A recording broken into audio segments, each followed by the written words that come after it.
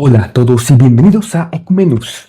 El día de hoy vamos a hablar sobre el nacimiento de la Virgen María en los Evangelios apócrifos.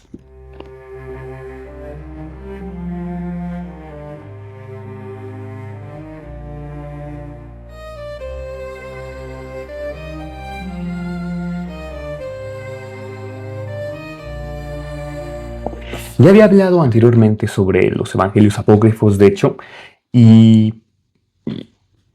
pues no me voy a meter mucho en cuanto al término apócrifo, sino quiero hablar sobre cómo estos textos en la liturgia cristiana antigua pues han llegado a proyectar una sombra realmente pesada, larga, a veces paradójica, eh, especialmente la perspectiva del protoevangelio de Santiago, el evangelio de la Natividad de María y el evangelio del pseudo Mateo, ya que la influencia en la imaginación devocional, artística y teológica de la cristiandad pues es inmensa.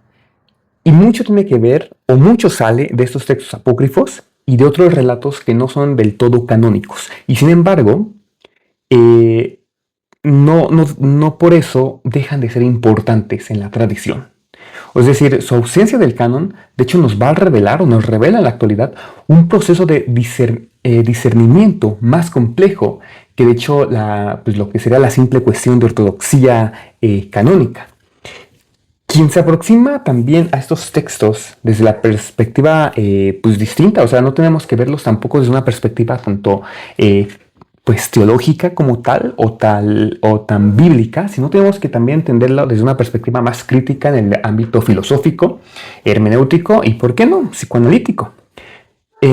Ya que eso nos va a ayudar a también entender esos detalles que pues nos pueden ayudar a entender también el imaginario colectivo y así también entender qué importancia tiene María para el nacimiento de Dios. Y esto porque existe muchas tensiones en cuanto a lo que es la cristología contra la mariología.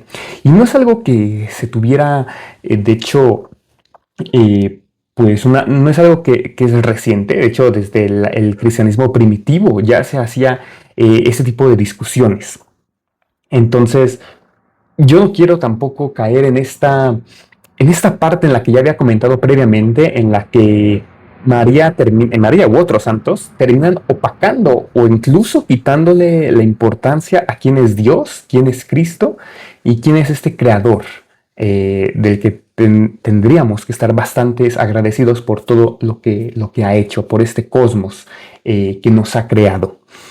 Sin embargo, ya que estamos en fechas prenavideñas, preadviento, he decidido también darle mucha importancia a María como preámbulo, de hecho, a la llegada de Cristo. Y este va a ser tan solo un video previo al siguiente video en el que voy a hablar sobre el Adviento. Pero primero quiero hablar sobre ese texto que puede ayudarnos a expandir también esos horizontes existenciales, por así decirlo, del cristianismo naciente, ya que nos permite pues aprender, nos revela aquello que la comunidad creyente deseaba comprender o preservar respecto a este misterio del Theotokos, que es del origen humano divino de Cristo. Entonces, primero que nada, el protoevangelio de Santiago, que se cree desde el siglo II aproximadamente, es una obra fundacional de la mariología literaria. Antes de él, el Nuevo Testamento dice muy poco sobre la infancia de María, que es algo que también yo me he preguntado por qué. En cuanto a pláticas, creo que también hemos podido llegar a un consenso en el que quizás como no es tan relevante, sino que lo relevante es Cristo, tal vez por eso no se le da esa importancia en la Biblia, pero yo considero que sí es importante hasta cierto punto y por eso quiero detenerme a hablar sobre ella en este video. Entonces, este silencio parece no ser accidental. De hecho, los evangelios canónicos no buscan, de hecho, ofrecer un retrato biográfico exhaustivo de ningún personaje. O sea, ni siquiera de Cristo es exhaustivamente histórico, biográfico, sino que es simbólico, metafórico, que debe entenderse a la luz de la teología, no a la luz de la historiografía. Y creo que esa es la parte importante, porque es ahí donde podemos crecer nuestra espiritualidad. Entonces, para esas personas, para los primeros cristianos, para ellos María es una figura teológica, una presencia nodal en momentos clave, no es un personaje tampoco narrativo autónomo, o sea, es decir, su identidad está subordinada al misterio de Cristo. Sin embargo, las comunidades cristianas sintieron la necesidad de imaginar, narrar y explicar la génesis pura de la que había surgido el Redentor. El protoevangelio responde a esta necesidad, dotando a María de una biografía de santidad prenatal, introduciendo la idea, que luego de hecho será central, de su consagración en el templo judío, y proponiendo una infancia de hecho también marcada por la gracia.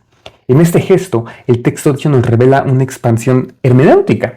Si Cristo nace o es sin pecado, su madre puede ser considerada igualmente pura, incluso en su origen. Y la razón no es únicamente teológica, sino también desde una perspectiva psicoanalítica. En la estructura imaginaria de la religiosidad antigua, lo santo exige un espacio de separación radical con lo mortal. Lo divino no entra en lo vulgar sin consagrar previamente el recipiente. De esta forma, el protoevangelio funciona como un ejercicio de purificación simbólica del origen humano del Dios encarnado. María se convierte en la figura límite que articula la unión entre el cielo y la tierra, al narrar su concepción milagrosa de Joaquín y Ana, los papás de María, de los cuales, pues, de hecho, no se menciona en el canon bíblico. Este texto, o estos textos, de hecho, terminan significando un drama de reparación. La esterilidad se convierte en fecundidad, la vergüenza en gloria, la ausencia de descendencia en la madre del Salvador. Ese patrón, que puede considerarse mítico-poético, se encuentra también en la literatura bíblica, en Sara, en Rebeca, en Ana, madre de Samuel, pero en el caso de María adquiere una intensidad que yo considero extraordinaria, porque prepara el advenimiento de aquel que viene a restaurar la humanidad, y es el mismísimo Cristo. En el Evangelio de la Natividad de María, probablemente, dependiente del protoevangelio de Santiago, también podemos encontrar estos elementos. La figura de Ana aparece envuelta en un aura que intensifica la santidad del acontecimiento. La tradición posterior usará estos relatos para consolidar doctrinas como la Inmaculada Concepción, que de hecho es tardía, o sea, comparada con los otros dogmas. Pasa cierto tiempo, o sea, hablamos de siglos antes de que sea considerado un dogma. Encuentra en esos textos el germen emocional y simbólico de María. En ellos, María no es solo pura, sino que es la encarnación de todo lo que la humanidad debería ser frente a Dios. Así, estos evangelios apócrifos marianos no son meros documentos históricos, como dije antes, sino que son documentos teológicos, espirituales, sobre cómo aprender también a vivir. Y representan la cristalización literaria de un anhelo antropológicamente profundo. Si los analizamos desde la fenomenología de la religión, podemos reconocer en ellos la necesidad de la comunidad cristiana de situar a María fuera del campo de lo ordinario, otorgándole una excepcionalidad ontológica que de hecho responde al misterio de la encarnación, como nos hablaría Mercía Eliade, que para que entre o haya algo divino, tiene que haber algo que separe esa divinidad del orden material. Y María tiene que ser primero separada del orden humano, del orden de lo perecedero, para que entonces pueda albergar a lo divino, a Cristo, y pueda nacer de ella. Y por lo mismo de esa división, esos protoevangelios insisten en la virginidad de María, antes, durante y también después del parto, a través de la célebre escena de la partera Salomé, que toca el cuerpo de María y queda herida por su duda, para luego ser sanada. Entonces, desde un punto de vista también psicoanalítico, esta escena representa la imposibilidad de penetrar el misterio del origen divino. El deseo de verificar físicamente lo inverificable conduce a una herida simbólica. El cuerpo de María entonces funciona como este límite epistemológico, como frontera entre lo humano y lo divino. Es la objetificación del real que escapa a la simbolización, en términos quizás lacanianos, y no se puede acceder a él sin experimentar la violencia de lo prohibido. De allí que la curación de Salomé, de hecho, implique la aceptación de la fe como vía de conocimiento. El no creer o el dudar de Cristo es lo que causa esta herida.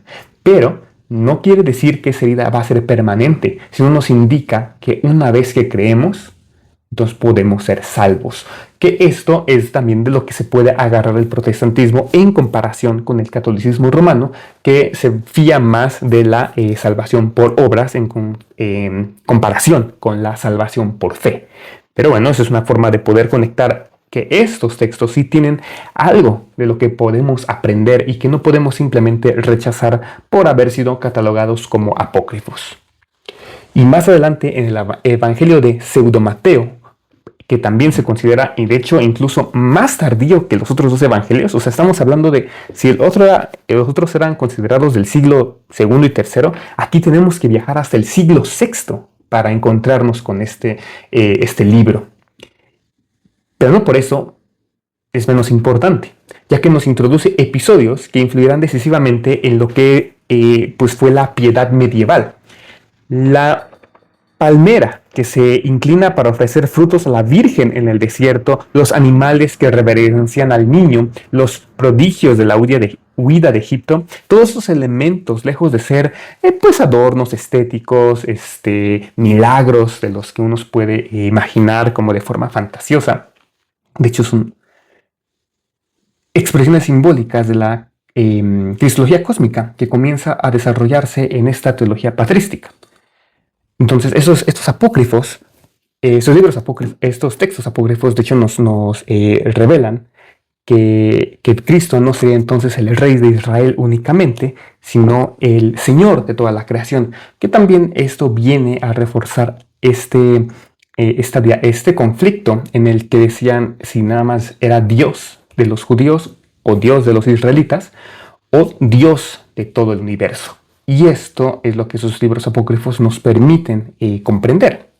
Entonces, la naturaleza, en este sentido, reconoce al Dios encarnado incluso antes que muchos hombres. Desde la perspectiva filosófica, esos relatos terminan encarnando la tesis de que el mundo material no es indiferente a lo divino, sino que está, de hecho, ligado, preñado a ese significado. Para los padres, el cosmos es un libro en el que el Cristo escribe toda su presencia. Los evangelios apócrifos, sin tener autoridad canónica, de hecho terminan capturando también de modo narrativo y popular todos estos elementos. Entonces podemos aprender de Dios también a través de la observación de la naturaleza, a través de viviendo las experiencias, a través de escuchando a Dios. No solamente guiándonos por lo que sería canónicamente correcto. No obstante, la cuestión fundamental o la gran pregunta que uno puede hacerse es ¿por qué, pese a su enorme influencia, estos textos no fueron considerados canónicos? Y la respuesta pues puede comprenderse desde un doble enfoque, tanto histórico como teológico. Siempre van ligados, incluso puede ser político, pero eso lo meteremos dentro de la parte histórica.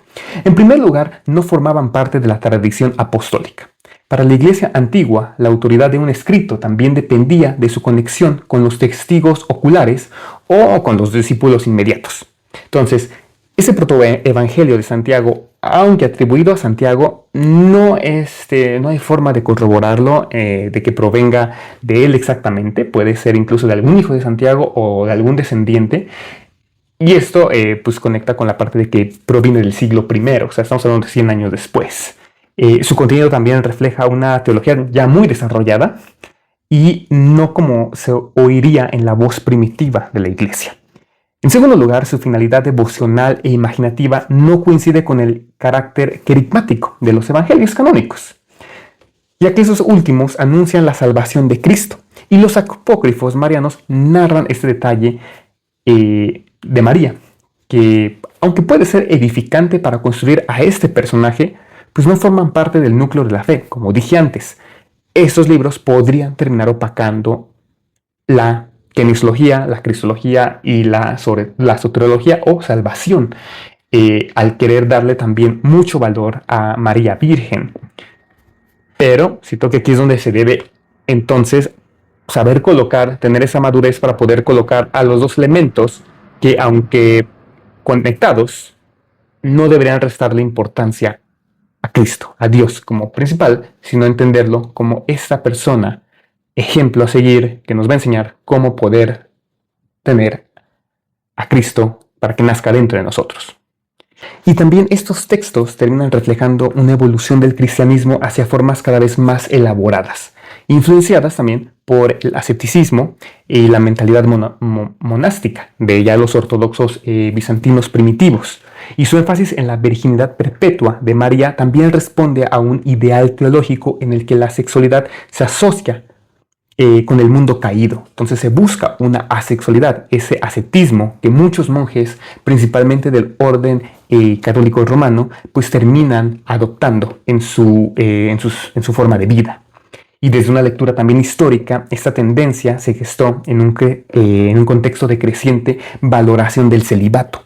Entonces, desde una lectura también psicoanalítica, pues puede expresar la necesidad simbólica de separar lo sagrado de lo corporal mediante una feminidad inmaculada. Y de aquí yo recomendaría el texto de Sigmund Freud de El tabú de la virginidad femenina, que podría ayudarnos a comprender también esta parte, este contexto o esta forma de vida que inspiró a estos monjes.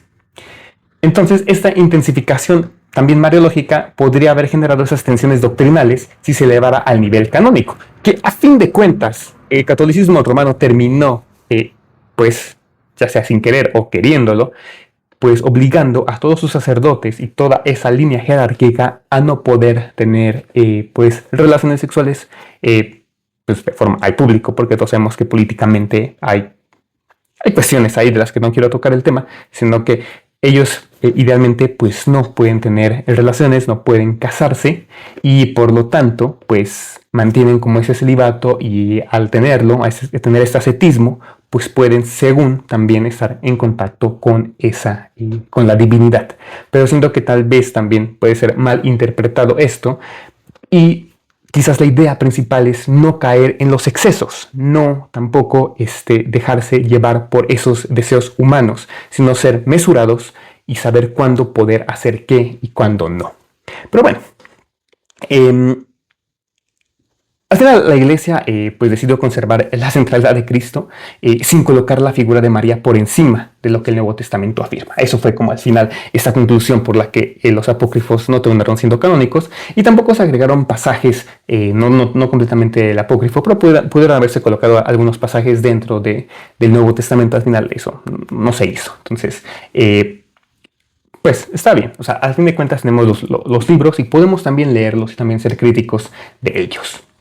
Entonces, bueno, al final la definición dogmática de María como Theotokos en el concilio de Éfeso en el 431, como ya hablé en otros videos, pues no se fundamenta en los apócrifos tampoco. De hecho, apela a los evangelios canónicos.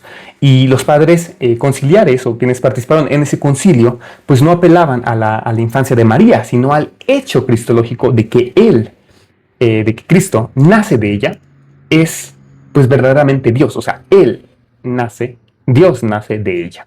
Entonces, Theotokos no es un título mariológico primario, es cristológico.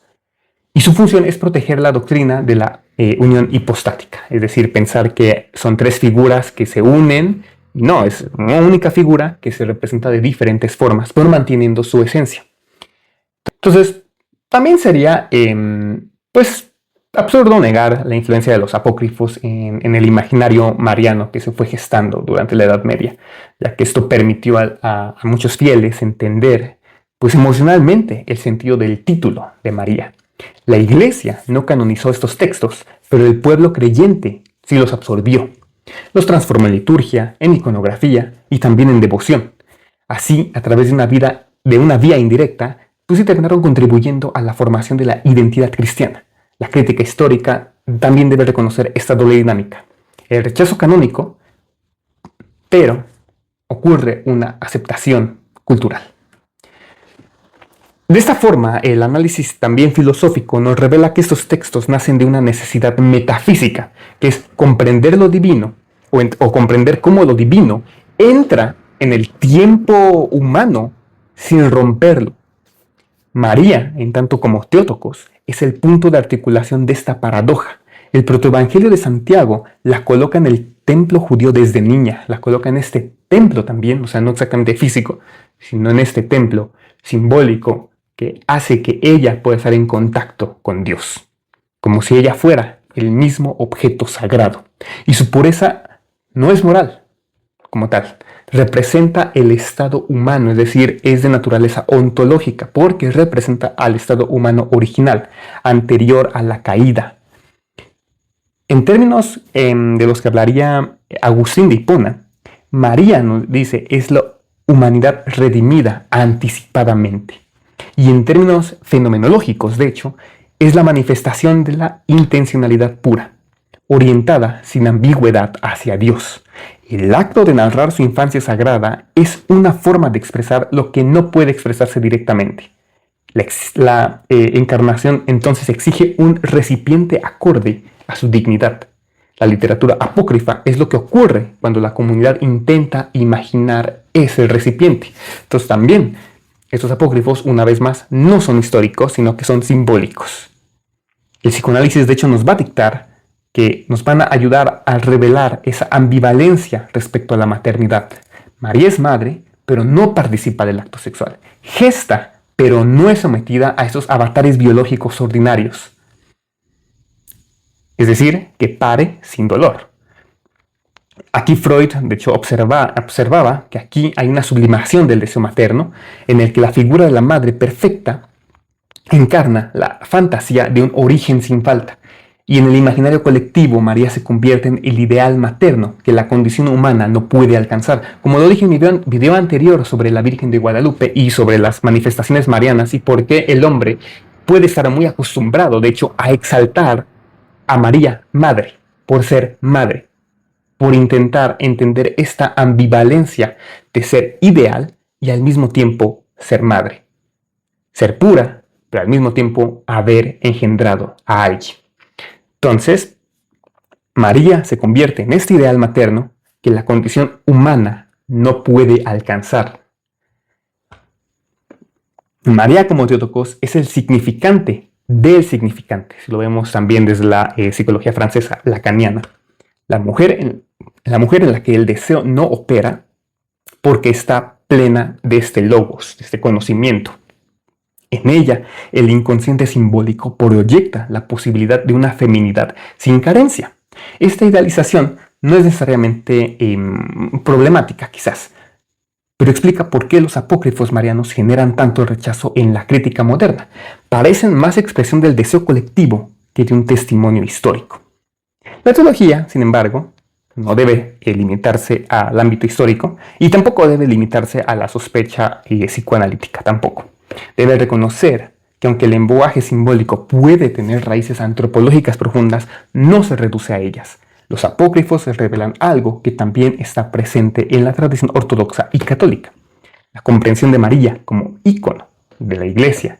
Su virginidad es entonces imagen de la fe, su maternidad, imagen de la vida divina comunicada a los creyentes. Cuando los apócrifos describen a María como introducida en el Santo de los Santos, no están proponiendo este hecho histórico, ni tampoco imaginando que ella sigue viva y habita entre estos santos y que está aquí, sino es una intuición ontológica. María es el templo vivo donde Cristo está dentro de ella.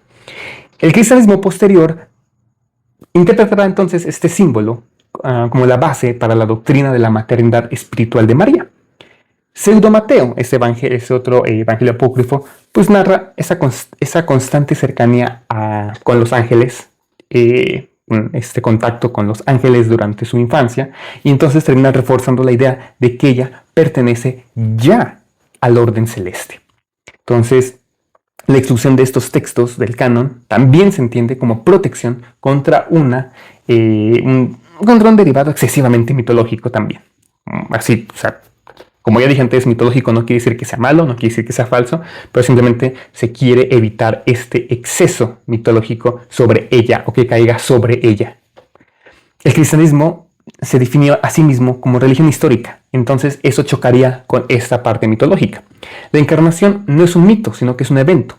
La Iglesia discernió en algún tiempo que los apócrifos, aunque pudieran ser bastante constructivos, también introducían estos elementos que desplazan el centro narrativo histórico a una narración mitológica antigua.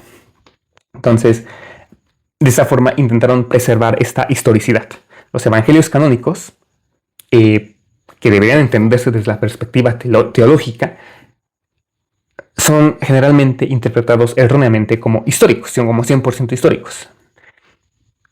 Entonces, también los canónicos terminan siendo muy sobrios en ese sentido para mantener esa conexión histórica con la realidad. Y los apócrifos terminan siendo bastante fantasiosos, que caen más en estos adornos que pueden también empezar a causar mucho ruido, pero porque una vez más no intentan ser históricos.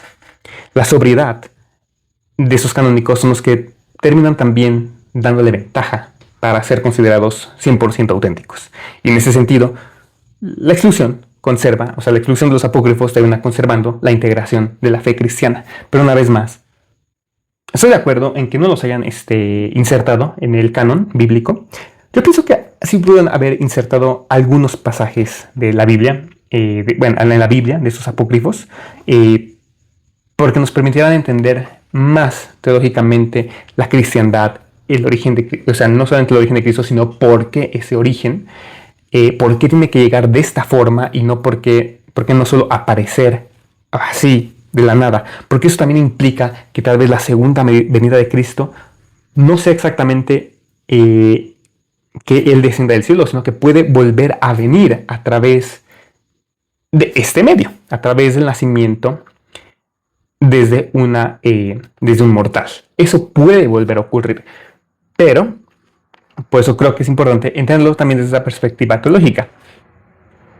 Eso creo que es algo muy importante a tener en cuenta a la hora de leer estos textos.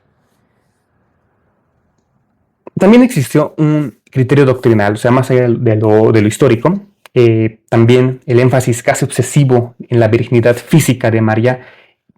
Sí, es cierto, sí hay mucha obsesión por ese concepto.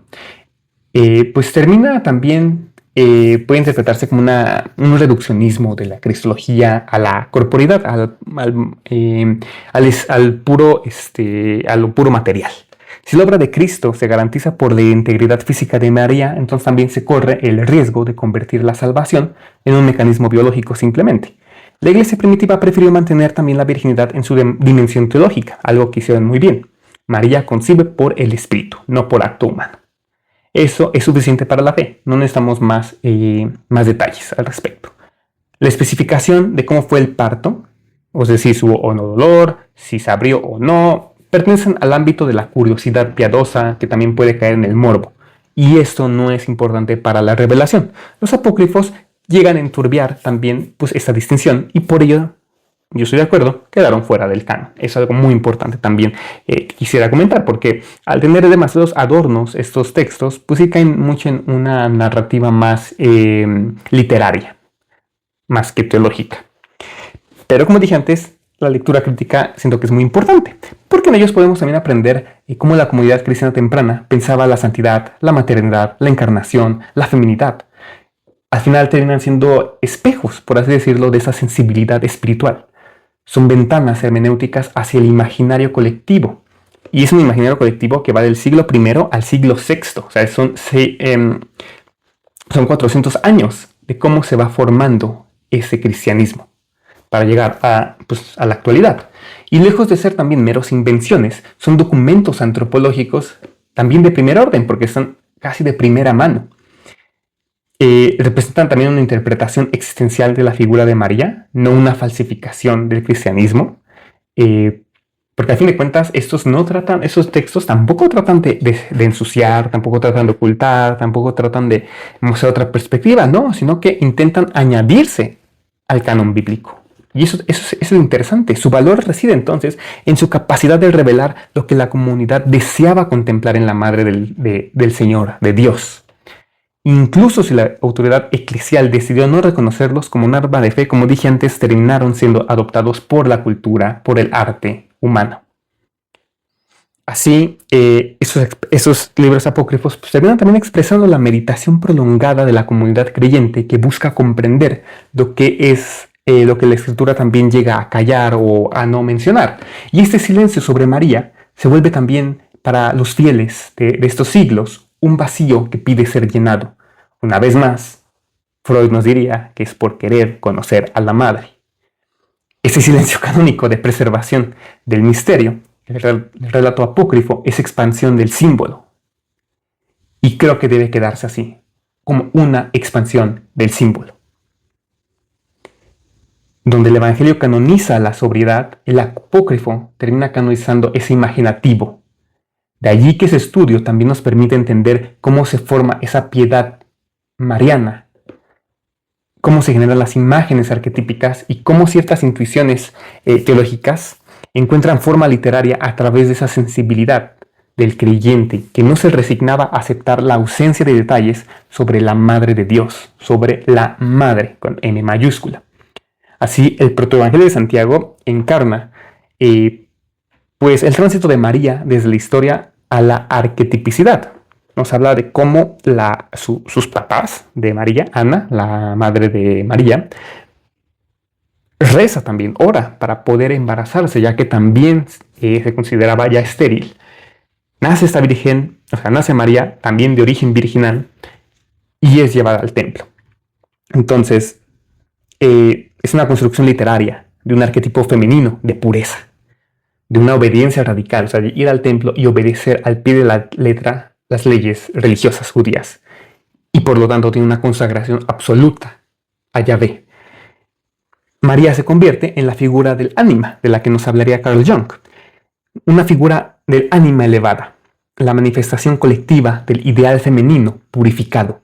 Ese arquetipo sirve como proyección de las aspiraciones espirituales de la comunidad cristiana primitiva, la imagen de una niña criada en el templo, alimentada por ángeles y custodiada por Dios desde su concepción. Esa parte es muy importante, porque al ser alimentada por ángeles también no está siendo alimentada por el alimento que también comen los humanos, sino que está siendo aislada completamente de este mundo humano. Ella es ese puente entre lo divino y lo mortal.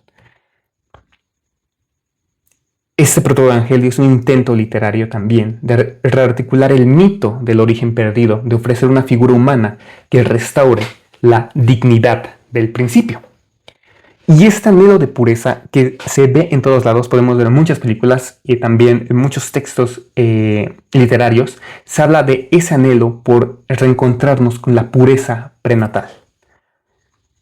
Nos indica que la comunidad cristiana entendía la encarnación no como un acontecimiento aislado, sino también como una gracia preparada desde la antigüedad. María no es accidente ni casualidad, es el lugar donde la divinidad puede nacer, puede descansar. Los padres de la Iglesia no canonizan a los apócrifos, pero como dije antes, sí están influenciados por ellos en la manera en que articulan el misterio del Theotokos. Ireneo, por ejemplo, establece el paralelismo entre Eva y María, indicando que así como la primera introdujo la desobediencia, la segunda introduce la obediencia. Ese paralelismo encuentra también un eco en la literatura de los apócrifos, que presentan a María como esta niña perfecta, la joven íntegra y la Madre Santísima. La idea de María como nueva Eva, aunque fundamentada teológicamente en textos canónicos, recibe un impulso emocional y narrativo gracias a esos textos apócrifos. En el Evangelio de la Natividad de María, en ese segundo texto que aparece en este libro, continúa también esa idealización. La genealogía espiritual de María también es algo muy importante. Al situar su nacimiento dentro de un marco litúrgico y celebrar su natividad como un acontecimiento de salvación anticipada, pues nos insinúa que la vida de María es desde un principio también un evento eclesial. No es solo mujer, es figura de la Iglesia. Es decir, que no es solo una madre, es el templo viviente. Y esa identificación que será clave en la tradición patrística y especialmente en la liturgia bizantina oriental, encuentra en los apócrifos un relato fundante. La Iglesia Ortodoxa utiliza su imagen en himnos, en homilías, especialmente en cantos sobre la natividad del Theotokos. Allí se proclama de hecho a María como este puente en que une al cielo y la tierra. Es el tesoro de la virginidad y templo vivo de Dios. Así, los apócrifos sí influyen, al final de cuentas, en la liturgia posterior. Y más adelante se nos introduce también el elemento donde se amplía el horizonte geográfico y también cósmico de la infancia de Jesús. De hecho, en el Pseudo Mateo se nos relatan la inclinación, como dije antes, hay una inclinación de unas palmeras, habla de dragones que huyen de la presencia de Jesús, también revela una visión de quién será Cristo. También se habla un poco sobre la entrada a Egipto y cómo todos los dioses falsos caen con sus estatuas. Hay muchas cosas que sí entran en el orden que podría sonar fantasioso, pero realmente entran en el orden mitológico, como dije antes. Y por eso no deben interpretarse de forma literal, sino de forma simbólica. De cómo la encarnación va a afectar a todo el cosmos, para ayudarnos a entender que Cristo es Dios del mundo, Rey de todos, no únicamente aislado hacia la comunidad judía o israelita. Creo que es también muy importante, porque al final la naturaleza va a obedecer a este verbo. Y esta visión de la que se encuentran en este texto, pues hacen ecos en la teología pues también que va sobre cómo el cosmos va a ser restaurado por Cristo. Y lo que quiere decir que Cristo pertenece a un orden supremo, es decir, que es el ser supremo. Así podemos entender que los apócrifos nos van a terminar narrando prodigios naturales en torno a este niño, al niño Cristo. Proporcionan imágenes narrativas que la teología especulativa transforma después en también doctrinas profundas. Y así la función de estos apócrifos es mediadora. Toman intuiciones espirituales y las traducen en historias que después el pueblo, en su momento en la Edad Media, pudieron comprender y después reinterpretaron principalmente en el arte, que es donde más se puede observar donde se desarrollaron los textos apócrifos. De esta forma, para la cristología principalmente, el aporte de estos textos pues es indirecto, pero no por eso deja de ser relevante, ya que presentan a Cristo como una figura que afecta y va a afectar y termina afectando hasta nuestras fechas el orden natural, desde el primer instante de su existencia, desde antes de su nacimiento, de hecho. Esta visión anticipa también la teología de la recapitulación de Ireneo y la idea de Cristo como centro del cosmos. Aunque no tenga autoridad doctrinal, los apócrifos al final, pues expresan intuiciones que la teología desarrolla a la larga de forma sistemática. Lo vamos a ir viendo después también, o sea, no es algo con lo que tengamos que estar peleados, sino es algo con lo que vale la pena leer, entender que sí va a ser complicado leerlos, hay momentos un poco extraños, como dije antes, un poco fantasiosos, pero que sí vale la pena leer porque nos ayudan a entender mejor la teología crística, la teología como tal, teología crística, y entender la importancia de este nacimiento que para estas fechas está pronto. Estamos a casi un mes de que se celebre esta natividad, de este momento tan importante, o que considero también muy importante dentro de la tradición cristiana.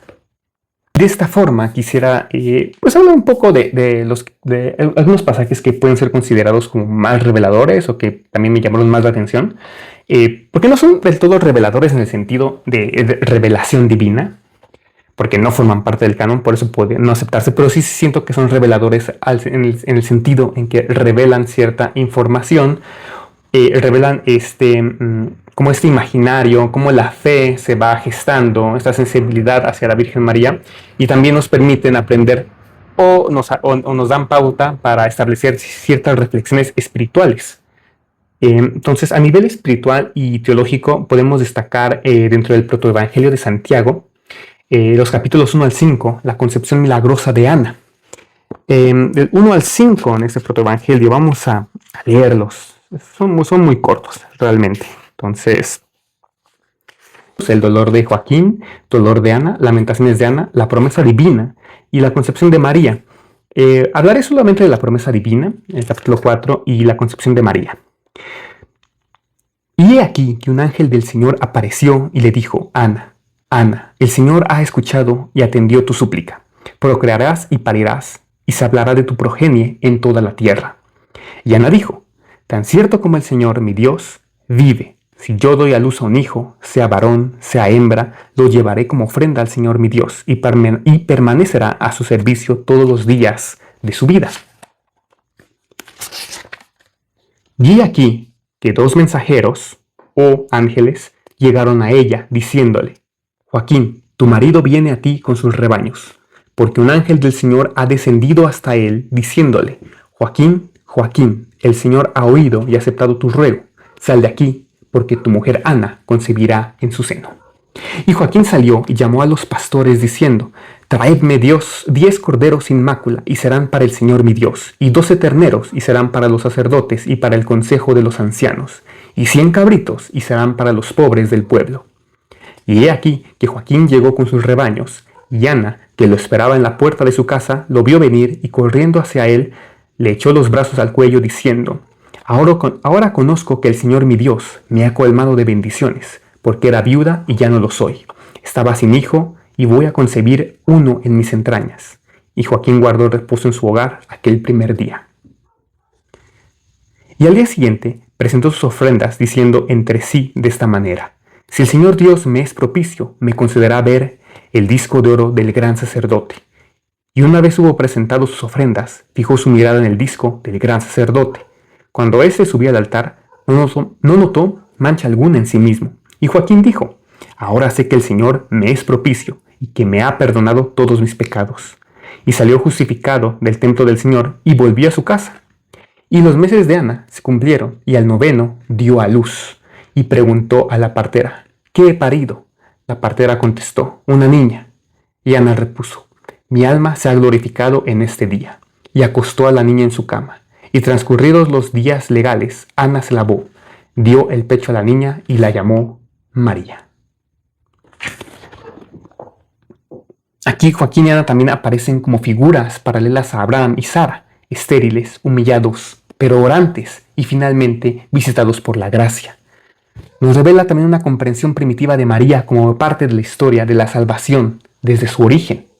La noción de que la elección de María es pura gracia y nunca un mérito. De esta forma, ya que nos estamos preparando para el Adviento, María se convierte en signo de la espera confiada. Ana y Joaquín representan la humanidad que gime bajo la esterilidad espiritual. No una esterilidad como tal biológica, sino del espíritu, esperando una intervención de Dios. Pero no tenemos que quedarnos únicamente a la espera.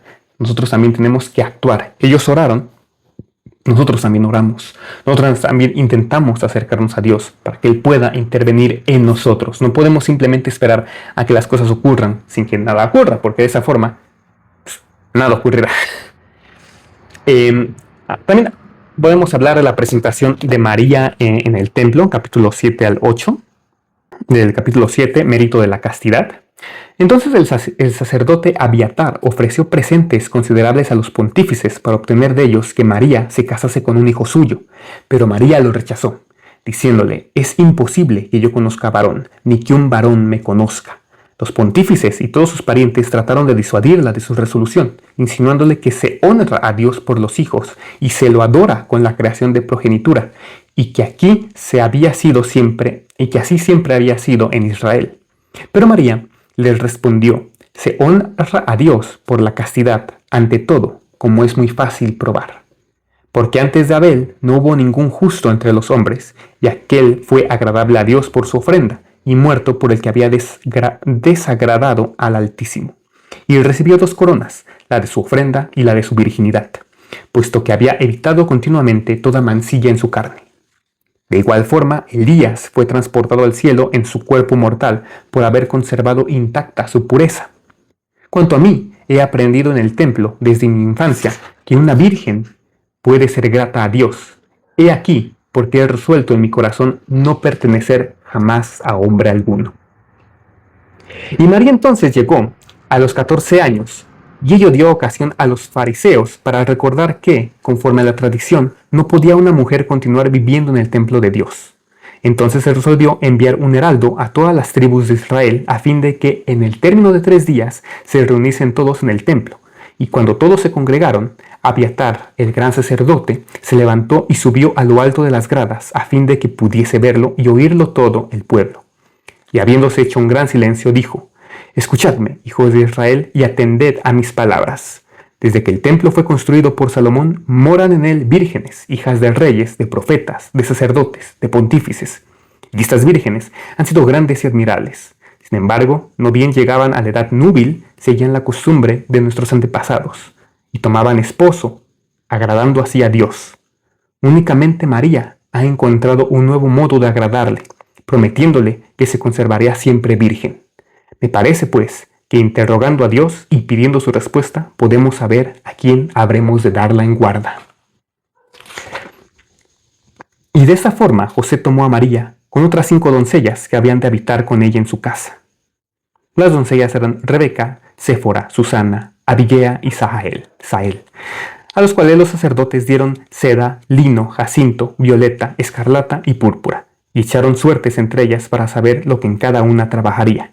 Y a María le tocó la púrpura, destinada al velo del templo del Señor. Y al tomarla, las otras le dijeron: «Eres la más joven de todas, y sin embargo has merecido obtener la púrpura».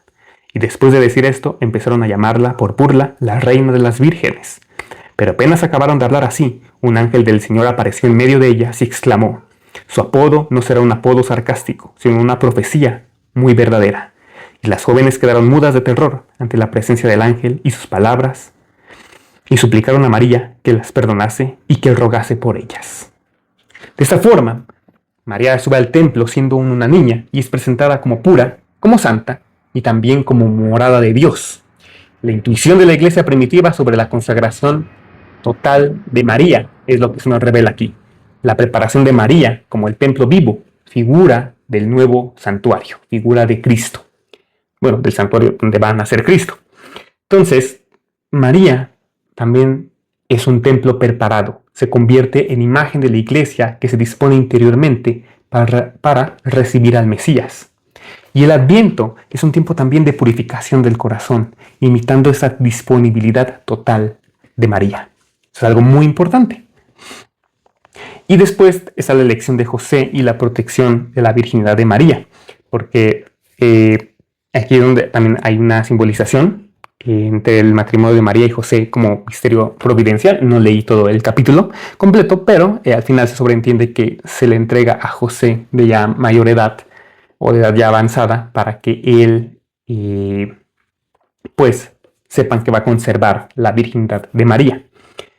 Entonces José también es un modelo de obediencia silenciosa, ya que se vuelve dócil ante la obediencia que tiene María hacia Dios, para esa espera activa de lo que va a ser la reina de las vírgenes. De aquí, entonces, pues todas empiecen a tenerle pues ese respeto. Y hay ese texto, esa parte en la lectura que dice: «Ruega por nosotros», que entonces esto va a evolucionar a el rosario que empieza a orarse en el catolicismo romano, y también que se ve replicado en algunos cantos ortodoxos, no tanto como oración, pero sí como cánticos o himnos hacia María.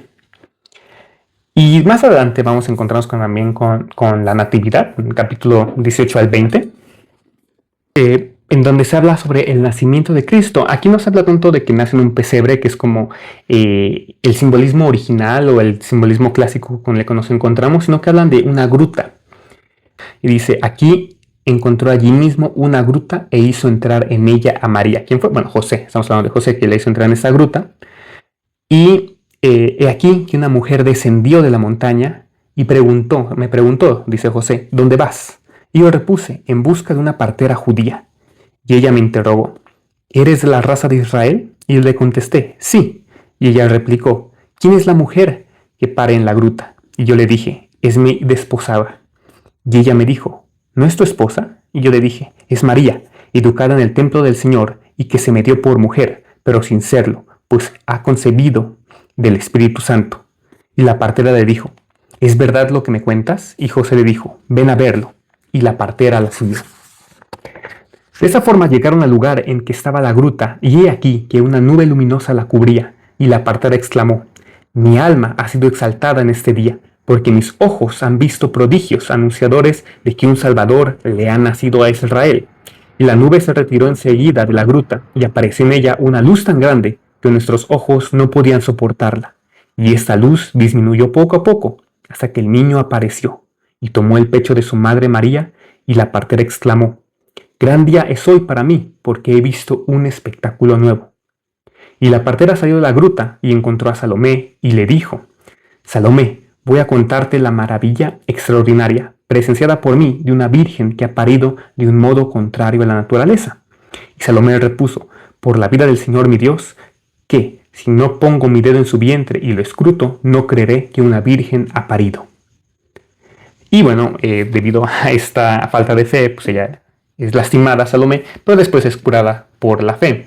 Entonces, también aquí se nos revela que la encarnación es un acontecimiento cósmico, no meramente humano, sino que aquí mismo la creación también reconoce al Creador.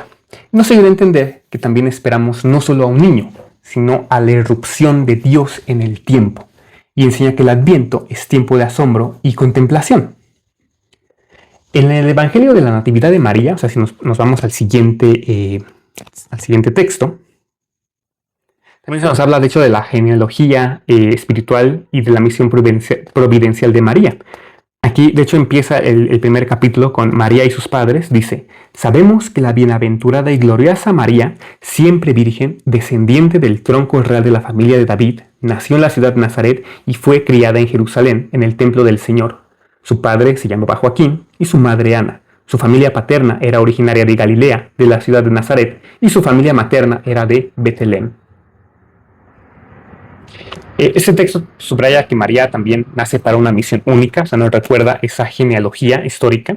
Entonces nos revela la dimensión también eclesial de su existencia, la comprensión de María como el sí anticipado de la humanidad. Entonces, para ese tiempo de Adviento que se viene, pues también nos conviene eso, ayudar a discernir la vocación personal como María discernió su propia vocación. Así el creyente también tiene que aprender a decir: hágase tu voluntad. Es algo también muy importante que hay que ir aprendiendo, ir empezando a partir de este tiempo de Adviento, que empieza el domingo 30 de noviembre del 2025 para estos casos, para este video del que estoy grabando. Entonces también es un punto también de preparación hacia pues la llegada de Cristo. Después nos habla también de la infancia de María como lugar de gracia, ya que presenta a María rodeada de himnos, de oración y pureza, es decir, la santidad como un don antes que un esfuerzo. Hay una armonía entre la gracia y la libertad, pero no tenemos que tampoco apegarnos a que la santidad es un don al 100%, sino que también es algo que uno tiene que trabajar teológicamente hablando, espiritualmente hablando, es algo que sí se puede conseguir mientras nos vamos acercando a Dios. Y entonces tenemos que aceptar que el alma es llamada a prepararse como pequeño santuario, un espacio de oración continua, para poder nosotros también poder recibir a Cristo. Y en Pseudo Mateo se nos habla de la huida a Egipto y se nos habla del poder sobre las fuerzas de la naturaleza. En estos ocurren dragones que se inclinan ante el niño, la palmera que ofrece su fruto cuando pues también están en busca de comida. O sea, eso nos revela también la supremacía de Cristo sobre el caos, la reconciliación de la creación con su creador. Entonces esto lo vamos a ver en el Evangelio de Pseudo Mateo, que de hecho es en esos textos donde ya se habla sobre los animales que abundan en este pesebre. Habla del buey, habla del asno, habla de la circuncisión, y después nos habla de la visita de estos magos o de estos sabios de Oriente. Nos habla de la degollación de los inocentes por parte del rey Herodes, y después nos habla de Jesús y los dragones en el capítulo 18. Dice: habiendo llegado a una gruta y queriendo reposar allí, María descendió de su montura y se sentó, teniendo a Jesús en sus rodillas. 3 muchachos hacían ruta con José y una joven con María. Y he aquí que de pronto salió de la gruta una multitud de dragones, y a su vista los niños lanzaron gritos de espanto. Entonces Jesús descendió de las rodillas de su madre, se puso en pie delante de los dragones, y estos lo adoraron y se fueron. Y así se cumplió la profecía de David: alabad al Señor sobre la tierra, ustedes los dragones y todos los abismos. Entonces, eso también nos tiene que preparar para entender que Cristo viene a ordenar el caos interior de nosotros. No pensar que este caos de todo el mundo va a ser ordenado, sino que tenemos que empezar ordenándonos a nosotros mismos. No podemos esperar a que todo lo demás se ordene, pero si nosotros no estamos ordenados, si nosotros no estamos preparados, de nada va a servir este cambio, porque el cambio vamos a nosotros a destruir esa armonía que se ha construido. Tenemos que primero empezar por nosotros. La naturaleza misma espera al Redentor. Es algo muy importante que tenemos que recordar. La naturaleza misma espera al Redentor. Y nosotros tenemos que estar listos, ordenándonos a nosotros mismos para que ese caos se ordene en nuestro interior. Vamos a encontrar también con la protección de María por prodigios naturales. Aquí es donde aparentemente se considera que el universo también está velando por ella. Y nos revela entonces una percepción cristiana de María como reina de la creación. No tenemos que tampoco leerla así al pie de la letra, esta acepción. Y de esta forma eso nos invita a contemplar a María como una guía segura en la oscuridad, especialmente en tiempos de exilio interior. Es algo muy importante porque tenemos que aprender eso como un ejemplo de preparación para después poder hacer uso de las enseñanzas de Cristo. Los apócrifos, entonces, a pesar de no ser escrituras canónicas, sí nos sirven para comprender las raíces de la espiritualidad mariana del Adviento, porque el Adviento, especialmente en la liturgia católica y ortodoxa, pues es profundamente mariano. Y ningún tiempo litúrgico, exceptuando el de Pascua, pues dependen tanto de la figura de María.